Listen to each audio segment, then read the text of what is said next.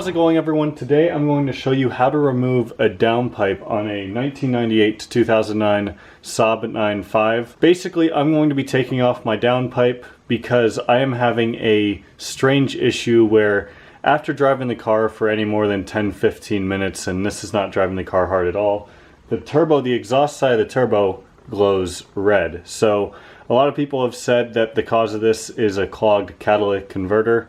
So what we're going to be doing today is removing that. The downpipe's going to stay off the car for a couple of days. Something may or may not happen to it, and for legal reasons I'm just going to be putting it back on with an O2 spacer. So we're going to go ahead and get the downpipe off now, and then we'll do some work to it, and then we'll put the O2 spacer on and we'll throw it back on. So let's get to it. First steps we're going to get done up top here. So we need to remove this heat shield here. There's a bolt down there holding that in. And if we come back over here, there are some connectors. These are for the O2 sensor, so we'll need to disconnect these and kind of wiggle them through here so they're not all tangled up. Now, I soaked all these parts in lots of PB Blaster. I'd recommend you do the same.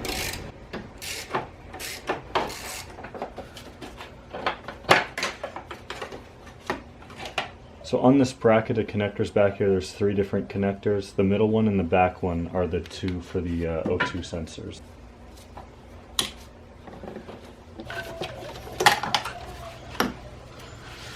Alright, there we go.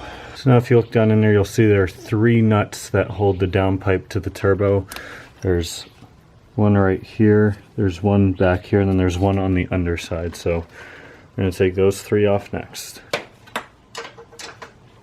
We got all 3 of those off. Actually wasn't too bad. Again, lots of PB Blaster made that pretty easy, and the lack of rust on the car. But now if we come under here, there's only a couple more things we need to do.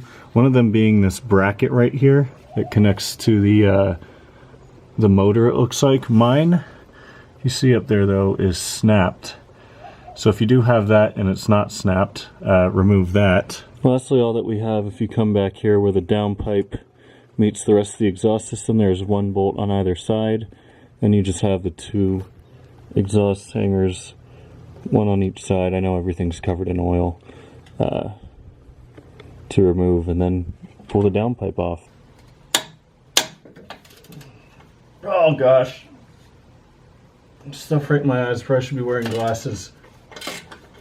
This is the kind of yoga I have to do to switch out extensions and stuff under the car.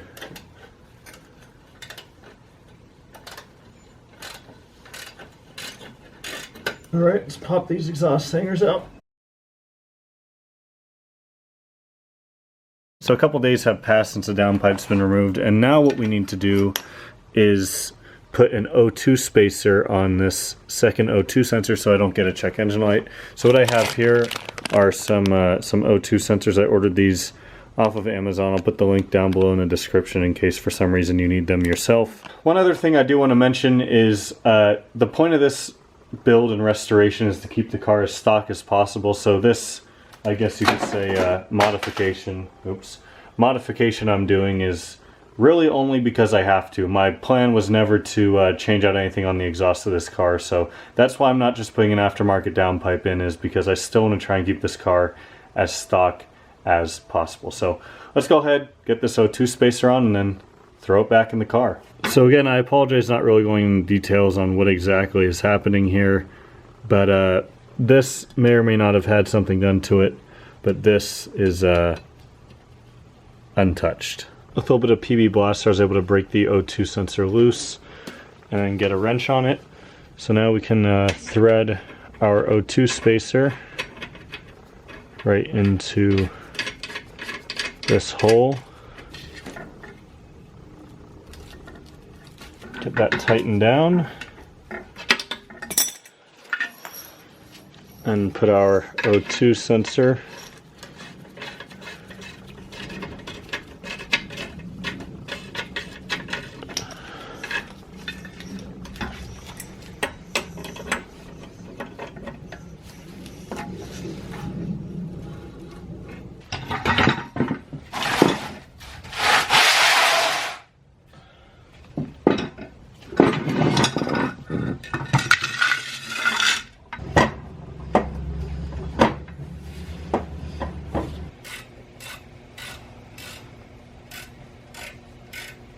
That took me quite a while to get the 2 nuts on to connect the exhaust to the back half, and then also to get the 2 exhaust hangers on.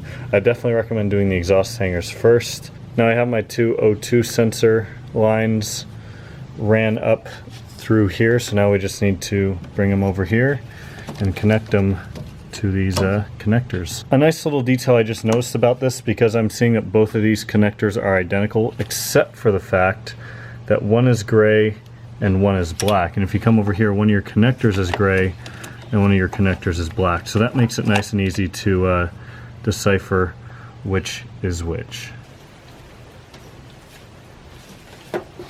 And with those reattached, we can now go ahead and put on the 3 nuts that connect the exhaust to the turbo. The top 2 are going to be easy to do from the top. The bottom one we're going to have to get from underneath the car.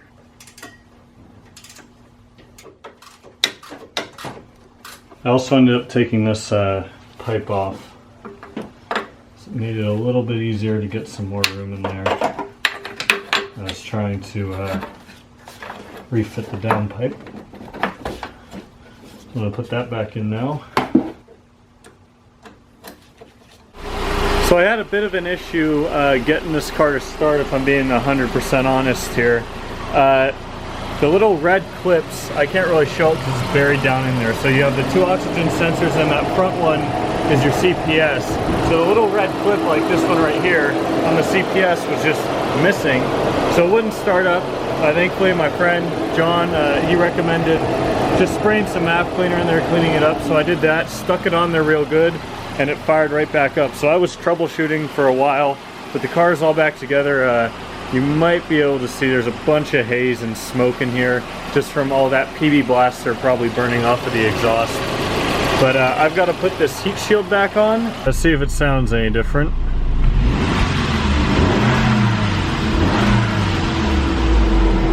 Sounds just about exactly the same to me, which is perfect.